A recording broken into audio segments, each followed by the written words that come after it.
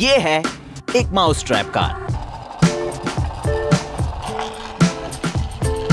ये high school physics classes के competitions में दिखाई देंगे, जैसे एक ड्रॉप चैलेंज या टूथपिक ब्रिज बनाने के कॉम्पिटिशन्स। यहाँ आपका लक्ष्य होगा एक ऐसी कार बनाना जो ज्यादा से ज्यादा दूरी तय करे या सबसे तेज दौड़े। लेकिन दोनों ही मामलों में आप उस कार को पावर करने के लिए केवल एक माउस ट्रैप का उपयोग कर सकते हो। तो आज मैं आपको दिखाऊंगा कि वर्ल्ड रिकॉर्ड होल्डर के साथ कुछ कार्स बनाकर प्रथम स्थान कैसे जीता जाए, और फिर हम इन सभी सिद्धांतों को वेस्ट कोस्ट चैंपियनशिप में अपना काम करते देखेंगे। और रुको कहीं जाना मत। मैं जानता हूँ कि आप में से 99.7% लोगों ने ना तो इसे बनाया है और ना कभी बनाएंगे, लेकिन मैं सरल शब्दों में बताऊंगा कि मुझे कैसे पता है कि ये कार इससे दोगुनी दूरी तक जाएगी, और फिर मैं इसे साबित करूंगा। और फिर हम देखेंगे कि ये डीवीडी व्हील्स इतने आम क्यों हैं और क्या ये काम करते हैं, और क्यों कुछ जीतने वाली कार्स के पहिए इस तरह के दिखते हैं। लेकिन इससे पहले कि हम वर्ल्ड रिकॉर्ड होल्डर से मिलने टेक्सास जाएं, मुझे आपको इस माउस ट्रैप कार को बनाने के पीछे की बुनियादी जानकारी देना बहुत ज्यादा जरूरी है। इसे कहते हैं मैकेनिकल एडवांटेज, और उसके लिए मैं बुलाऊंगा अपने भांजे और भतीजियों को। मैं शर्त लगाता हूँ कि मैं इस कार को सिर्फ अपनी इन 2 छोटी उंगलियों से उठा सकता हूँ, और अगर मैं नहीं कर पाया तो तुम्हें मिलेंगे ये $100। लेकिन अगर कर पाया तो तुम्हें मुझे आइसक्रीम खिलानी होगी। शर्त मंजूर है? ठीक है। लगी शर्त। तुम सिर्फ अपनी छोटी उंगली इस्तेमाल करने वाले थे। मैं सिर्फ छोटी उंगली इस्तेमाल कर रहा हूँ। सिर्फ अपनी उंगलियों से। वही तो मैं कर रहा हूँ। यह आइसक्रीम काफी अच्छी है। Thank you. अगर आप ज्यादा दूरी तय करने के लिए तैयार हो तो आप बल की मात्रा को काफी ज्यादा कम कर सकते हो। मैं 250 किलोग्राम की गाड़ी एक बार में तो नहीं उठा सकता, लेकिन मैं 50 बार 5 केजी वजन तो उठा सकता हूँ। मैकेनिकल एडवांटेज मतलब आउटपुट फोर्स और इनपुट फोर्स का रेशियो, जो कि इस केस में 50 है।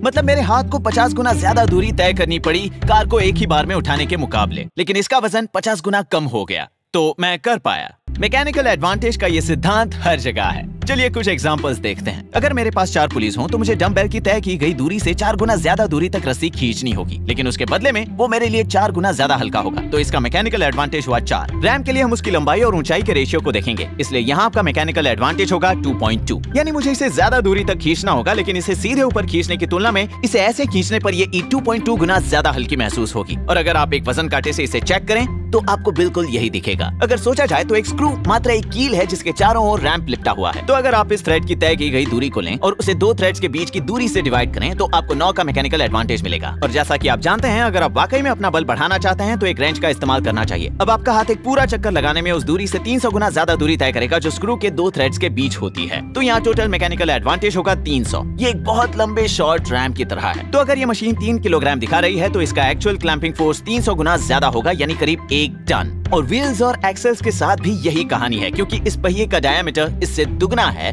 आप अब तक तो अनुमान लगा ही लेंगे कि इसका वजन भी इससे दुगना होगा। तो अब हम 2 के मैकेनिकल एडवांटेज के साथ संतुलित हैं, और अगर मैं इसे हिलाता हूँ तो कम वजन वाला दुगनी दूरी तय करेगा। और आखिर में आते हैं लिवर्स पर, जिसे मैंने अपने भांजे और भतीजे को हराया था। अगर आप पिवट पॉइंट से दूरियों के रेशियो की तुलना करें तो हमें 4 का मैकेनिकल एडवांटेज मिलता है, जिसका मतलब है कि मुझे इस छोर को 4 गुना ज्यादा हिलाना होगा। लेकिन साथ ही ये काफी आसान है क्योंकि इसका वजन 4 गुना कम हो गया। और इन सभी उदाहरणों में जिन्हें आप अपने आसपास हर जगह देखते हैं, आप कम वजन उठाने के लिए ज्यादा दूरी तय करते हैं। इंसान पहले इसी तरह कमाल की और अद्भुत चीजें बनाते थे जब इंजन वाली ये मशीन नहीं हुआ करती थी।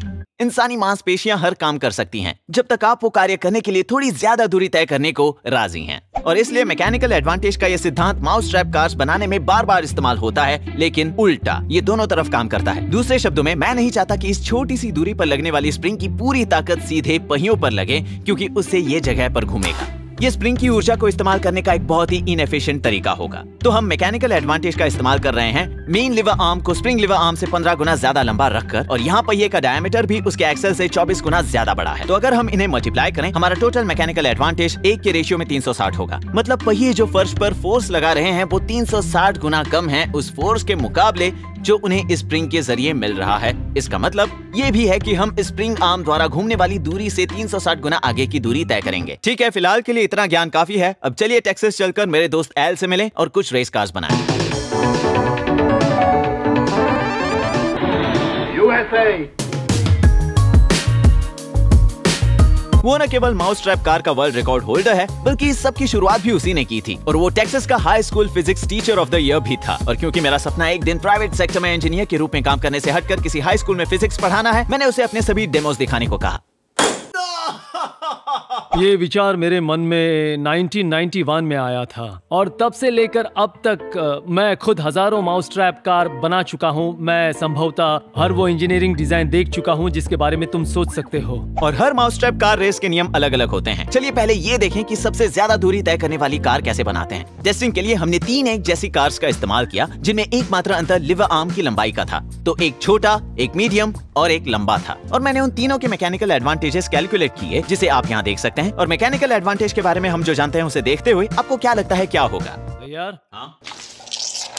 शायद आप समझ ही गए होंगे कि छोटे लीवर आर्म वाली कार ने शुरुआती बढ़त हासिल की। और ऐसा इसलिए क्योंकि उसका मैकेनिकल एडवांटेज सबसे ज्यादा था, यानी जहां पहिए और जमीन मिलते हैं वहां बल सबसे ज्यादा था। लेकिन ये बल बहुत कम देर के लिए है और लंबी लीवर वाली कारें इसके पास से गुजरती हैं जब इसकी सारी ऊर्जा तेजी से खर्च हो जाती है।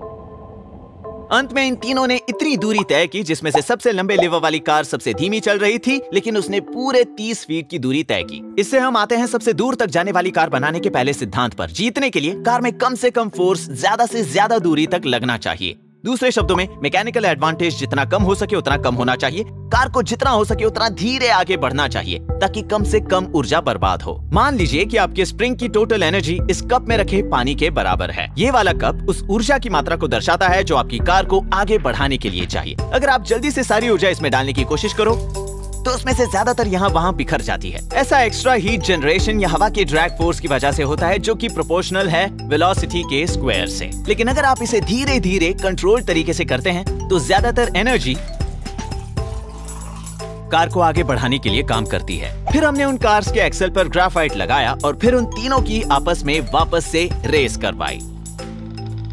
इससे बहुत फर्क पड़ा और उन तीनों ने ज्यादा दूरी तय की और इस बार भी जीत सबसे बड़े लीवर वाले कार की हुई क्योंकि वो सबसे स्लो है। लेकिन ये घर्षण से निपटने के महत्व को दर्शाता है। इन कारों के लिए ये निश्चित रूप से आपका सबसे बड़ा दुश्मन है और यहाँ फ्रिक्शन 2 स्थानों पर दिखता है। पहला पहियों और जमीन के बीच का रोलिंग फ्रिक्शन और दूसरा कार की बॉडी और एक्सेल्स के बीच। इसलिए हम वहाँ पर ग्राफाइट लुब्रिकेंट के रूप में इस्तेमाल करते हैं। हमारी टेस्टिंग को एक कदम आगे बढ़ाने के लिए हमने लंबे लीवर वाली कार को लेकर ग्राफाइट की जगह बॉल बेयरिंग्स फिट कर दी। इसमें हमें 50 फीट का एक नया रिकॉर्ड मिला। तो अगर आपके पास कार बनाने के लिए सिर्फ 1 घंटा है और आप जीतना चाहते हैं तो इस तरह का एक लंबा लीवर इस्तेमाल करें सीढ़ी वाले पहियों के साथ। इससे आपको लगभग 360 का मैकेनिकल एडवांटेज मिलेगा और फिर उसके एक्सेस के यहाँ बॉल बेयरिंग्स या फिर ग्राफाइट का इस्तेमाल करना, इससे आपकी जीत की संभावना काफी बढ़ जाएगी। और फिर हमने सोचा कि लंबे लीवर का इस्तेमाल करने से अगर हमारी कार धीमे मगर दूर तक जाती है तो क्यों ना हम एक और भी बड़ा लीवर इस्तेमाल करें।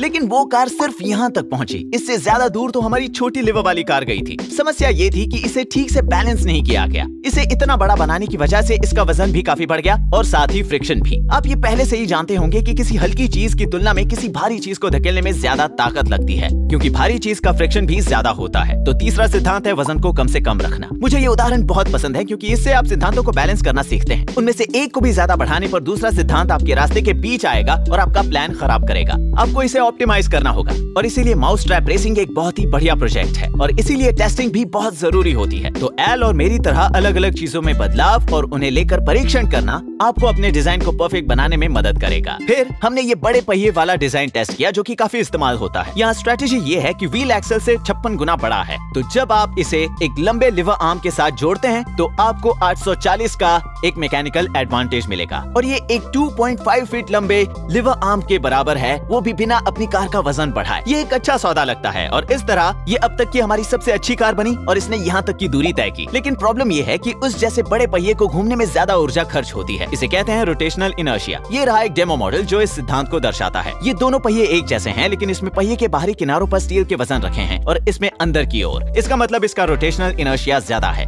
इसलिए जब हम इन दोनों को समान रूप से घुमाते हैं तो दाईं ओर वाला ज्यादा तेजी से घूमता है और टॉप स्पीड तक पहुंचता है, लेकिन बाईं ओर वाला ज्यादा देर तक घूमता है। बड़े भारी पहिए होने से आप बेसिकली उन्हें एनर्जी के एक टेम्पररी स्टोरेज के रूप में उपयोग कर रहे हैं जो आपको धीरे धीरे वापस मिलती है। इसके साथ समस्या ये है कि एनर्जी ट्रांसफर के दौरान आप कुछ एनर्जी खो देते हैं। जैसे उन कप्स में हर बार पानी डालने पर थोड़ा बाहर गिर जाता है, भले ही आप इसे कितने भी आराम से करें।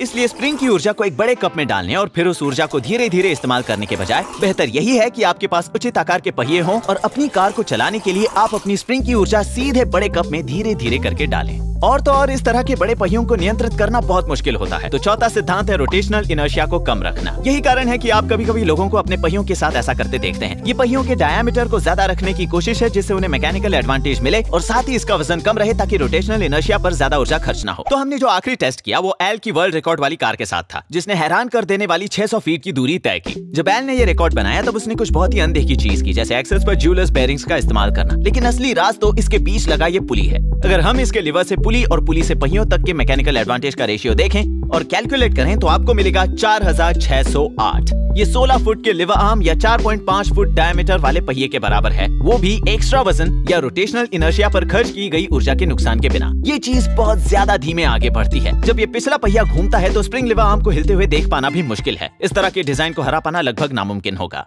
और अब हम तेज कार बनाने के सिद्धांत सीखेंगे, क्योंकि ज्यादातर वही सिद्धांत यहाँ भी लागू होते हैं। यहाँ सबसे बड़ा फर्क ये है कि इस बार हम शुरुआत में ही एक छोटे धक्के से स्प्रिंग की सारी ऊर्जा प्राप्त करना चाहते हैं, क्योंकि फिनिश लाइन केवल 15 फीट दूर है। इसलिए पुली वाली कार की तरह इसमें एक मैकेनिकल एडवांटेज का होना किसी काम का नहीं। यहाँ हम आउटपुट को स्प्रिंग की डायरेक्ट फोर्स के ज्यादा से ज्यादा करीब चाहते हैं, यानी मैकेनिकल एडवांटेज को 1 होना होगा। लेकिन समस्या ये है कि अगर हम ऐसा करें तो पहिए फिसलेंगे। तो आपको धीरे धीरे करके इसके मैकेनिकल एडवांटेज को बढ़ाना होगा, अपने पीछे के एक्सल को टेप से मोटा बनाकर, जब तक कि आपके पिछले पहिए फिसलने न लगे। हम नहीं चाहते कि ये फिसले, क्योंकि इससे ऊर्जा बर्बाद होती है। क्योंकि आपका पहिया घूम रहा है लेकिन आपकी कार आगे नहीं बढ़ रही। आप अपने फोन का स्लोमो फीचर इस्तेमाल करके देख सकते हैं कि पहिया फिसल रहा है कि नहीं। मतलब पीछे के पहियों और सतह के बीच अच्छी पकड़ होना बहुत जरूरी है, क्योंकि इससे आप बिना फिसले ज्यादा तेजी से आगे बढ़ पाएंगे, जिसके लिए ये फोम व्हील्स एकदम परफेक्ट हैं। और दूर तक जाने वाली कार की तरह बेयरिंग्स या ग्रेफाइट का इस्तेमाल करके फ्रिक्शन को कम करने से काफी मदद मिलेगी, और साथ ही उसका वजन कम रखने से, क्योंकि न्यूटन का दूसरा लॉ हमें सिखाता है कि भारी चीजों को धकेलना ज्यादा मुश्किल होता है। आप एक बेसबॉल को दूर तक फेंक सकते हैं लेकिन एक बॉलिंग बॉल को नहीं। और छोटे डायमीटर वाले पहिए न सिर्फ आपके मैकेनिकल एडवांटेज के रेशियो को 1 के नजदीक रखते हैं, बल्कि आपके पास वक्त भी नहीं होता बड़े पहियों पर ऊर्जा खर्च करने के बाद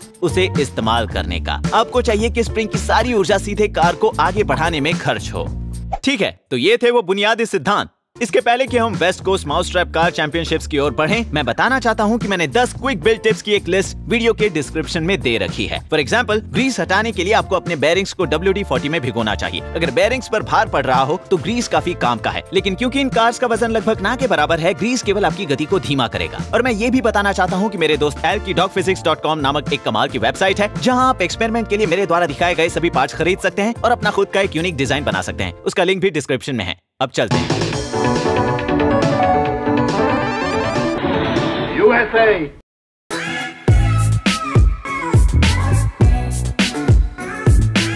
इस कंपटीशन का लक्ष्य है 15 फीट आगे बढ़ना और फिर कम से कम समय में वापस लौटकर ठीक उसी स्थान के करीब रुकना जहां से आपने शुरुआत की थी। ये सुनने में जटिल लग रहा है, लेकिन आप अपने एक्सल की दिशा को आधे में पलटकर आगे से पीछे की ओर स्विच कर सकते हैं और आप एक थ्रेडेड एक्सल पर विंग नट का इस्तेमाल करके अपनी मनचाही जगह पर इसे रोक सकते हैं। नियमों को देखते हुए आपके डिजाइन को गति और सटीकता दोनों को बढ़ावा देना होगा। लगभग आधे डिजाइन पूर्वाग्रही विचार पर निर्भर है और पहियों के लिए सीडीज का इस्तेमाल करते हैं, जो इस मामले में एक बहुत बड़ी गलती है, क्योंकि आपको दूरी तय नहीं करनी। इनका रोटेशनल इनर्शिया ज्यादा है और जमीन के साथ पकड़ कम। विजेता टीम की कार ने सटीकता पर बहुत काम किया, लेकिन उसे मैं यहाँ नहीं दिखा सकता क्योंकि अगले महीने फाइनल्स हैं। उन्होंने बॉल बेयरिंग्स और छोटे फोम व्हील्स का इस्तेमाल किया है और उन्होंने उसकी बॉडी को एल्यूमिनियम से बनाया है। इसका वजन लकड़ी से बनी कार से ज्यादा है, तो इसकी सतह और इसके बीच का फ्रिक्शन ज्यादा है, लेकिन स्प्रिंग में केवल 30 फीट की दूरी तय करने के लिए भरपूर ऊर्जा है, इसलिए ज्यादा मजबूत डिजाइन के लिए ये समझौता करना उचित था। उन्होंने मुझे ये भी बताया कि इस डिजाइन की टेस्टिंग 6 महीनों से हो रही थी।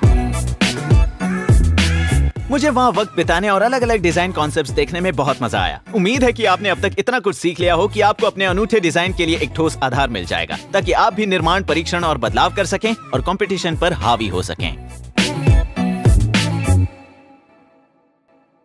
Thanks for watching.